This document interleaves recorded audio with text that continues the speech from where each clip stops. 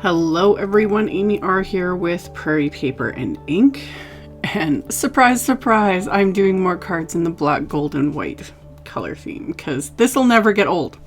It is a classic, timeless color combo, works for everything. And now I just have this weird need to do this with anything. I'm like, I posted the cards the other day doing kind of the rainbow makeup theme cards, which I just loved. And then as soon as I was done them, I was immediately thinking like, oh, these would look good in black and gold. So that's what I did. I took a sheet of black cardstock, cut it in half, stamped all of the images from Simon Says Stamps Wake Up and Makeup stamp set that I love this set. It's just fun.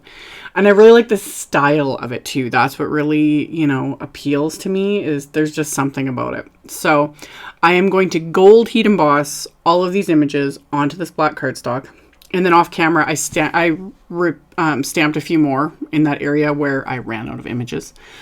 Just to use up this entire piece. Plus I wanted enough to completely cover, because I'm like, if I'm going to do it, might as well do more than one card at a time.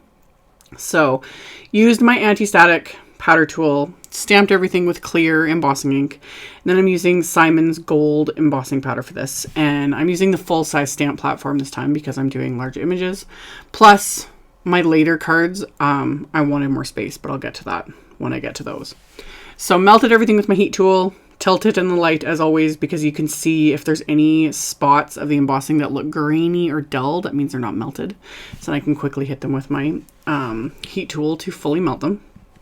So I die cut everything with the coordinating wafer dies. And then I have both of my card bases laid out here. And then I'm just laying out the images to kind of, give myself an idea of what's going on, what's going where. And then once I was like kind of happy with it, I am going to first add the hearts. I did it again, heat embossed a bunch of the hearts from the set and die cut those to, fill in the little areas. And then I just took my phone and it took a quick picture of these just to give, remind me of, what I was doing. Because especially with the second card, I'm going to take all the images off and I'm going to paint them. This is another reason why I did two cards, because I was curious to see which one I'd prefer. So half the images I'm just leaving as the gold heat embossed on black, because I really like how that looks. And then the other half I'm going to paint with my Gansai Tambi Starry colors. So since these were already all die cut, the easiest way to do this, especially with like all these little hearts, so I'm not having to like fiddle, is I took some painter's tape. Any low tack tape would work. And I'm working on my glass media mat by Holtz here. So I just kind of fold it over the edges of the tape and just press it down and it's good to go.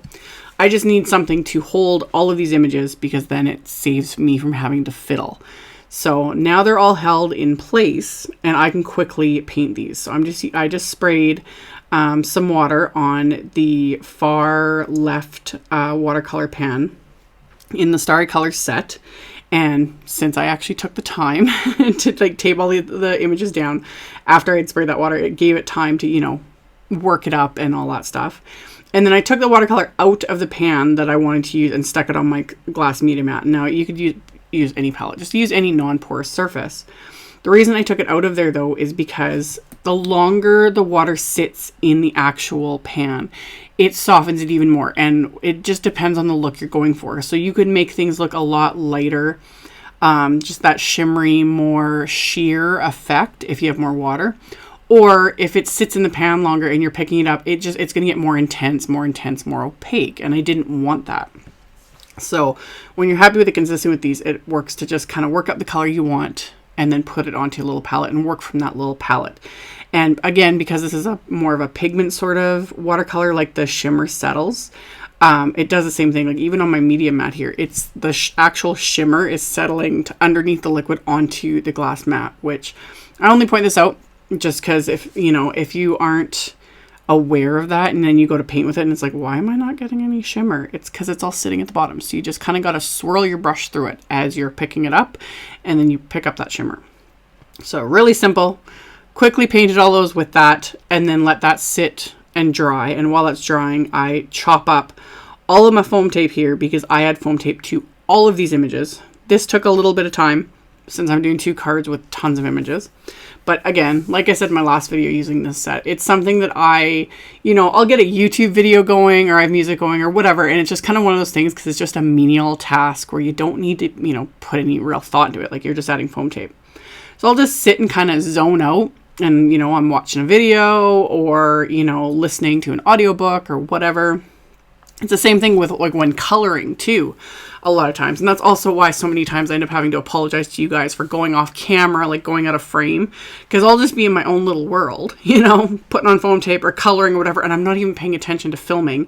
And either my head's completely in the way or I've completely drifted off the filming area because I'm just enjoying myself, or, you know, focused on whatever it is, the YouTube video or the audiobook, or my kids are in here, you know, talking to me and I don't even realize I'm still filming, that sort of thing. The joys of editing is just, I can usually cut a lot of that out, but anywho, it's all real life. That's how it is. So after I did all of the foam tape, did all of it once, got all the images, including the ones I'd painted, I pulled up the picture I'd taken on my phone. I didn't end up putting the images back exactly, but it still kind of gave me that like working point, so I knew kind of where everything was going to go. And then peeled off all that foam tape, pressed them all to my card bases, and then the sentiments I had heat embossed onto white cardstock. And so and to make them stand out a little bit more, I pulled out some of the Simon Says Stamp gold glitter cardstock that you can literally see. Like, I save every little bit of any of the glitter papers I have, because, you know, even the little pieces, they're great for like die cutting little hearts from, or little stars or whatever. These I hoard with the package of the paper. I just keep all the little tiny bits and scraps. I kind of do that with all my cardstock now, because now that we have so many awesome little wafer dies and stuff, I find I can use even the teeniest of little scraps. It used to be back in the day, it's like, don't keep anything smaller than, you know, 2 inches by 2 inches with your paper scraps. And now it's like, I keep everything right down to like pieces as small as my pinky, because I'm like, ooh, I can die cut a heart from that. So anywho, trim down the gold cardstock. I adhered the paper to the gold cardstock with Simon's Craft Tacky Glue, and I had put those under an acrylic block just to really press it in. I like using a good, like either a very strong or a liquid adhesive when adhering to color or to glitter paper, just because glitter paper is notorious when you want to adhere something on top of it. The back of it doesn't have glitter, so it's easy to adhere just like regular paper, but adhering on top of it can be a little finicky sometimes. So I like the Craft Tacky Glue or something like score tape, like anything really, really strong. But my preferred method to adhere on top of glitter paper is a liquid adhesive. So I adhered my sentiments. I had 2 more little sentiments from that set that I had heat embossed onto the white cardstock. So I adhered those as well. And then on the inside for all of the cards, I heat embossed more sentiments, this time onto the black cardstock, because I really like how that looks, and just the contrast on the inside of the cards with the black cardstock and then the gold embossing. So I had heat embossed all of those, trimmed them all down with my paper trimmer, and then adhered them to the insides of the cards with the Craft Tacky Glue. And then while I was, you know, planning these cards, I was going to add either like gold sequins or some gold like crystals, but I couldn't resist using these gold glitter. These are the gold sparkle crystals from Studio Katia again, because they're so fun. They're basically clear crystals with gold glitter embedded in them. They're the neatest little things. So I couldn't resist. I think at the moment they're sold out at Simon Says Stamp, but you can always click. There's a little button where you can get an email notification for when they're restocked. I do that with so many things, and that's usually how I place the majority of my orders, because I'll get an email saying like such and such is back in stock. So I'm like, oh, I've got to order it like now before it sells out again. So anywho, finished my first 2 cards.